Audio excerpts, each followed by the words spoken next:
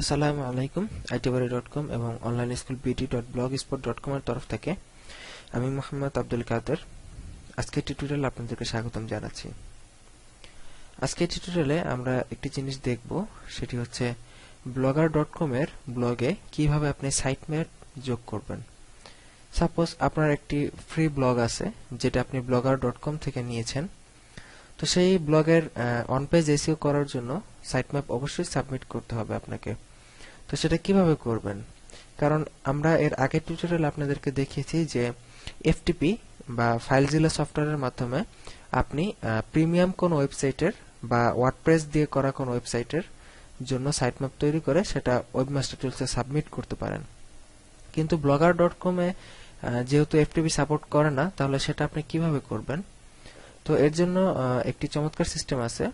সেটি হচ্ছে আপনি স্ক্রিনে যে লাইনটি দেখতে পাচ্ছেন, যে ইউআরএলটি দেখতে পাচ্ছেন, সেই ইউআরএলটি গুগল ওয়েবমাস্টার টুলসে সাইট ম্যাপের জায়গায় যদি আমরা এই ইউআরএলটি দিয়ে দেই, তাহলে আমাদের সাইট ম্যাপ তৈরি করা হয়ে যাবে। তো এটা অ্যাকচুয়ালি আমাদের সাইটের অ্যাড্রেস .blogger.com/ দিয়ে এই যে এতটুক যে কোডটা আছে, সেই কোডটা যদি আমরা পেস্ট করে দেই ওয়েবমাস্টার টুলসে গিয়ে, গুগল ওয়েবমাস্টার টুলসে গিয়ে, তাহলেই আমাদের সাইট ম্যাপ অ্যাড করা হয়ে যাবে।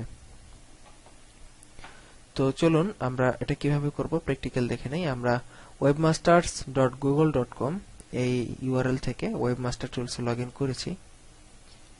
ওয়েবমাস্টার টুলস নিয়ে আমরা এর আগে টিউটোরিয়াল করেছি, সেগুলো দেখলে আপনারা বুঝতে পারবেন। আর যারা নতুন তারা হয়তো বুঝতেছেন না, অবশ্যই আপনারা আমাদের সাইটে যান, সাইটে গিয়ে আমাদের সেই ভিডিও টিউটোরিয়ালটি দেখে নিন। তো এখানে আমি একটি সাইট সিলেক্ট করব। আমি যে ওয়েবসাইটটার সাইট ম্যাপ গুগলের কাছে সাবমিট করব, সেই ওয়েবসাইটটা আমি এখান থেকে সিলেক্ট করতেছি। ওকে, how to hide folder.blogspot.com আমি এটাই সিলেক্ট করলাম।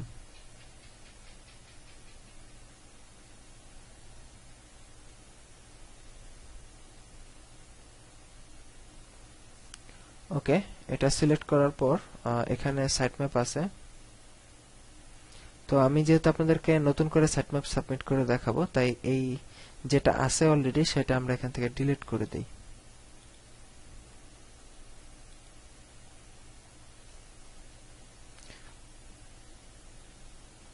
পেজটা রিফ্রেশ করি। যেহেতু আমরা সাইট ম্যাপ ডিলিট করে দিয়েছি,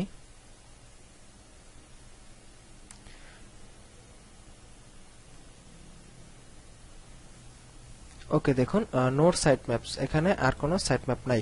এখন আমরা আমাদের নতুন একটা সাইট ম্যাপ সাবমিট করব। এই যে দেখুন এখানে add.test সাইট ম্যাপ, এখানে ক্লিক করলাম। তো দেখুন শুরুতে কিন্তু আমাদের সাইটের অ্যাড্রেসটা এখানে ওরা দেখাচ্ছে এই বক্সে। শুধু আমাদের এখান থেকে এই যে atom.xml, এখান থেকে এই পর্যন্ত কোডটা কপি করে পেস্ট করতে হবে। তো এই কোডটা আমি একটু বুঝিয়ে দেই। এখানে গুগল ইন্ডেক্স করবে 1 থেকে আপনার সাইটের যে ইউআরএল, একটা সর্বনিম্ন একটা ইউআরএল থেকে সর্বোচ্চ 500টা ইউআরএল পর্যন্ত এই সাইট ম্যাপের মাধ্যমে গুগল সাবমিট করতে পারবে।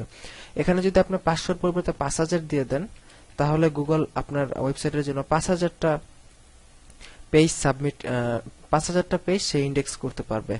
আর এই সাইট ম্যাপটা অ্যাড করার সবচেয়ে বড় সুবিধা হলো যে অন্যান্য এক্সএমএল সাইট ম্যাপের মতো এটা একবারে ফিক্সড না। এই সাইট ম্যাপটা আপনি ব্লগার ইউজ করলে অটোমেটিক্যালি যখন আপনি নতুন পোস্ট করবেন, সরাসরি এই সাইট ম্যাপটার সাথে সাথে আপডেট হয়ে যাবে। এই সাইট ম্যাপটা ইউজ করার এই একটা বড় সুবিধা আছে আপনাদের জন্য। তো আমরা এই কোডটা এখান থেকে কপি করে নিয়ে আসলাম। কপি করে এখন এই বক্সে শুধু আমরা এই কোডটা দিয়ে দিব। কোডটা দিয়ে এখন সাবমিট সাইট ম্যাপে ক্লিক করলাম। রিফ্রেশ করি পেজটা।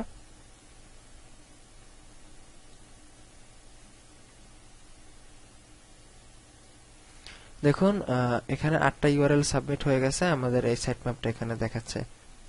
তো এইভাবে আমরা blogger.com এ সহজেই একটা অটো জেনারেট কোডের মাধ্যমে সাইট ম্যাপ সাবমিট করে ফেললাম। এক্ষেত্রে আমাদের সাইট ম্যাপ ডাউনলোড করার কোনো ঝামেলাও থাকলো না, এবং এখানে এক্সএমএল এগুলো নিয়ে কোনো কিছু করার ঝামেলাও রইলো না। আমরা সরাসরি এখন এই সাইট ম্যাপটা আমাদেরকে এখানে দেখুন মাত্র 8টা ইউআরএল সাবমিট হয়েছে। এটা আমরা যেহেতু ম্যাক্স রেজাল্ট 500 দিয়েছি, তো এখানে সর্বোচ্চ 500টা পর্যন্ত ইউআরএল যখন যাবে, তখন এটা কাজ শেষ হয়ে যাবে। পরবর্তীতে আমরা চাইলে এরকম আরো একটা যোগ করে দিতে পারবো এখানে অ্যাড ডট টেস্টের মাধ্যমে। তখন সেটা এরপরে আরো 500 যাবে, এরপরে আরো 500, এরকম করে আমরা বিভিন্নভাবে সাইট ম্যাপ যোগ করার মাধ্যমে আমাদের সাইটের অন পেজ অপটিমাইজেশন করাতে পারি। তো আশা করি টিউটোরিয়ালটি আপনারা বুঝতে পেরেছেন। তো এরপরে যদি আপনাদের এই টিউটোরিয়াল সম্পর্কে আরো কিছু জানতে চান তাহলে itbari.com সাইটে গিয়ে আমাদেরকে জানান অথবা আমাদের এই ফেসবুক গ্রুপে যোগ দিন এবং সেখানে আমাদেরকে প্রশ্ন করুন। তো ভালো থাকবেন সবাই, সেই প্রত্যাশা আজকের মতো টিউটোরিয়াল এখানেই শেষ করে বিদায় নিচ্ছি। আল্লাহ হাফেজ।